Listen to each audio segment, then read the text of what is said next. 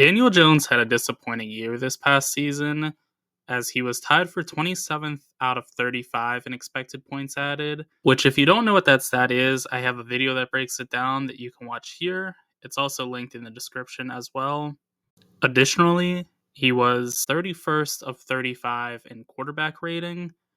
His supporting cast, which is based on the PFF grades of his receivers and pass blocking, was ranked number 35, so that hindered him a lot. In all, he ranked as my 24th best quarterback, so he definitely still is a starting level quarterback, but he's not much more than that, at least based on last year's performance. So he's definitely on the hot seat.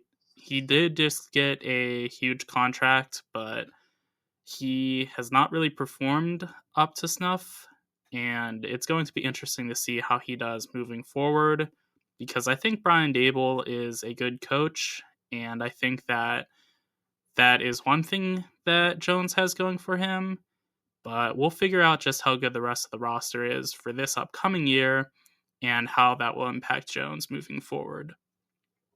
At backup quarterback, Tommy DeVito is a fine backup, and Drew Lock is a pretty good one. So they're set if Jones gets hurt or is worse than he was last year, requiring them to go a different route at quarterback for some time. I would say that's rather unlikely because, again, Jones has that massive contract. But if the Giants perform well and they want to go in a more competitive route at quarterback, that's something to watch out for, because Locke is a legitimately fine quarterback. He's not a good starting option, but he's a high-end backup. So if Jones performs at an even lower level, that's something to watch out for. The O-line for New York was perhaps the worst in the league. They were 24th in pass block win rate, which may exaggerate how good they were. In fact, as Evan Neal and John Michael Schmitz were huge liabilities, and no one except for Andrew Thomas counteracted that. They were also 31st in run block win rate, which is, if you don't know, by the way, an ESPN stat, which shows that the Giants were really struggling in both departments last year in blocking.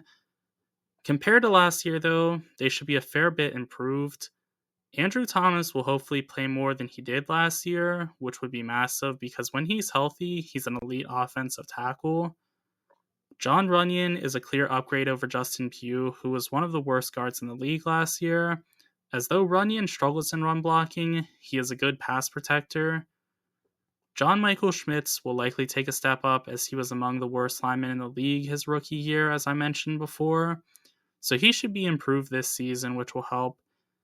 Lastly, and perhaps most importantly, is that Jermaine Illuminor will likely be taking over for Ben Bredesen. Illuminor was a great tackle last year, but he has been a guard in years past, so he should be able to fill in at right guard. Their depth is good on the interior. Aaron Stinney is a premier backup guard, as he could start for a lot of teams. That's about all they have for depth, though, so they need to stay healthy, which isn't particularly a knock on the Giants. A lot of teams don't have depth on the offensive line, but they definitely need to stay healthy if they want to be at all proficient. But with that said, I think they do have the chance to be a lot improved from where they were last year. Regarding their weapons, they're all right and should be greatly improved from last year, like their offensive line. Malik Neighbors was drafted 6th overall and was my 4th best player in the draft. Being conservative and going with the average grade of first-round pick wide receivers since 2019, Neighbors could have a 73 PFF grade, which would be good for 39th of 102 eligible receivers this year, which would be a massive upgrade over what they had last year for any wide receiver. Darius Slayton, though, is a solid number 2, being 57th in yards per game and 16th in yards per reception, showing he is a very solid deep threat. He just isn't the most proficient over the middle or in the short game, as evident by him not really racking up a ton of yards.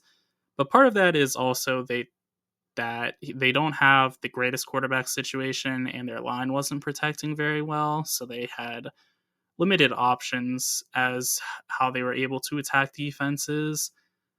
Wan'Dale Robinson is a solid number 3, as he was 83rd in yards per game and 109th in yards per reception. Daniel Bellinger is a okay tight end, being 33rd in yards per game among tight ends and 26th in yards per reception among tight ends 2 years ago when he was last a full-time starter. Devin Singletary was 24th of 59 halfbacks in PFF grade. He is very shifty at 5'7" and lacks deep speed, but he is a solid option. He's pretty much the opposite of Saquon Barkley, in that Barkley is basically just a home run hitter, and Singletary is basically everything but that. Depth-wise, Jalen Hyatt is a premier wide receiver 4, as he is a great deep threat.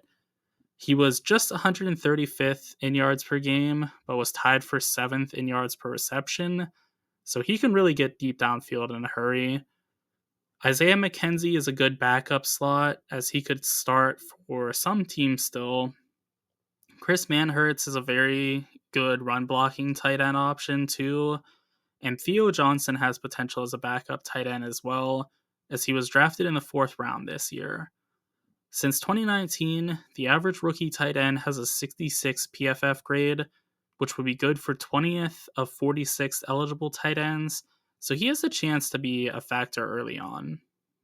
At cornerback, the Giants are rather poor, but have possible upside on their favor. Deonte Banks ranked 110th out of 127 corners in PFF grade his rookie year. He's an incredible athlete at 6 foot, 205 pounds, and being able to run a 4.35 40, but he wasn't able to show that too well this past season. Maybe he will this year, but it's hard to project for him because he really was rough his rookie year. I don't want to give up on him, though, because, like I said, he really does have that elite athleticism that very few corners in the NFL have. So he does have the potential to be a high-end option moving down the line. Trey Hawkins III was graded 103rd, fittingly, out of 127 corners by PFF. He's an awesome run defender at 6'3", but struggles in coverage, so he's kind of the reverse of what you want. If you're going to be good at anything, you would rather be good in coverage as a corner than as a run defender, but at least he has something going for him. And at nickel, Cordell Flott was ranked 101 out of 127 corners. He has been majorly up and down in his career, as in 2022, he was 40th out of 118 corners, so it's hard to project what we'll get moving forward from him. At safety, they are pretty darn solid, even with losing Xavier McKinney. Jason Pinnock ranked 44th out of 95 safeties in PFF grade, being super versatile as a good run defender, coverage guy, and occasional blitzer too. He logged 100-plus snaps in the box, at nickel corner, and at free safety, so he is good wherever he's placed and is a kind of sort of chess piece that is nice to have in the modern era, with offenses being more versatile than ever before. Tyler Nubin was drafted in the 2nd round and was my 37th best player in the draft. Since 2019, 2nd-round safeties average a 67 PFF grade, which would be good for 50th of 95 safeties, and I think Nubin is better than the average 2nd-rounder, so he could be even better than that. He is super athletic and instinctive, and is good deep or in the box. He is a real do-it-all modern safety in that regard. Regarding their defensive back depth, Jalen Mills is an okay safety 3, as he's super physical in the run game, but poor in coverage. Like Pinnock, he played 100-plus snaps at 3 different positions. Drew Phillips is also an option at nickel corner, as he was drafted in the 3rd round. Since 2019, 3rd-round rookie cornerbacks average a 63 grade, which is notably higher than what Cordell Flott earned, as he got a 53 grade. So they have options at nickel and at safety. I wouldn't necessarily call them great options, but they do have something going for them in that they have some depth, at least. On the D-line, New York is rather strong, as they have elite talent and some complementary players as well. Kayvon Thibodeau finished 47th out of 122 in edge pressures, so he is alright, but wasn't spectacular this year, especially because he was poor against the run as well, which is disappointing in a lot of ways because he's a big edge rusher, so you would think that he'd be proficient in the run game. And also, he had a really solid rookie year, so the fact that he wasn't great in getting pressures either was disappointing, but he is still young. He has a ton of room to grow, so he could be something moving forward. Brian Burns ranked 52nd in edge pressures. He's a good run defender, but will need to step up his pass rushing ability if he wants to make good on the massive contract he just got.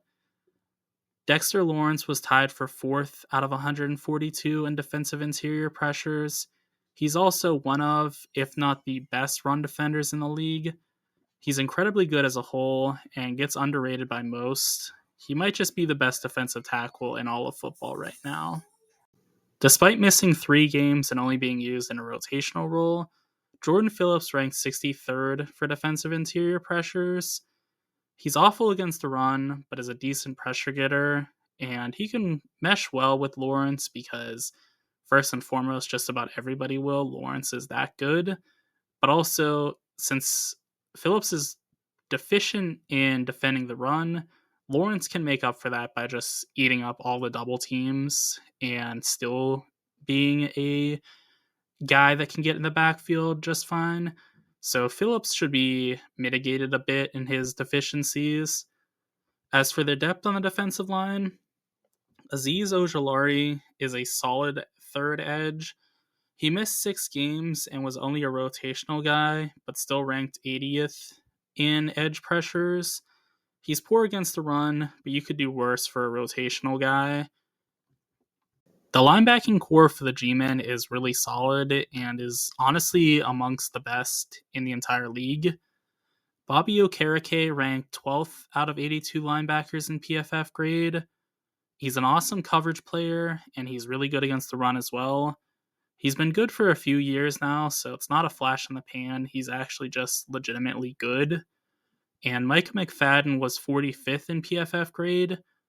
He struggles a bit in coverage, but is pretty good thumper in the run game, so he has his moments for sure.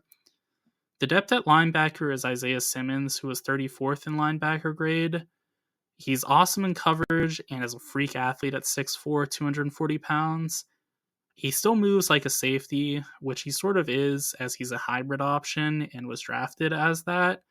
So they have depth and star talent, and very few teams can say that about linebacking cores that they have, because most teams have potentially one good linebacker and then a linebacker that they're not so high on. But the Giants don't have a weakness at linebacker, and then they have the third guy as well, which is great because if they need to stop the run, they can play all 3 at the same time. Or if they need to stop the pass, they can play Simmons and Okereke at the same time. It's a really nice thing they have going for them. The Giants are a bit messy. Daniel Jones is a starting caliber quarterback, but I wouldn't say he's much more than that. If he goes sideways this year, they have good backups, but his supporting cast isn't the greatest still. His O-line likely will remain to be an issue, though it should be much less of one than it was this past year. Malik Neighbors should greatly help their receiving room, as everyone gets moved into their proper role then, and he could be a tough matchup for many teams, combined with the fact that Darius Slayton and Jalen Hyatt are good deep options. Defensively, their defensive backs have a ton of potential, but remain unproven.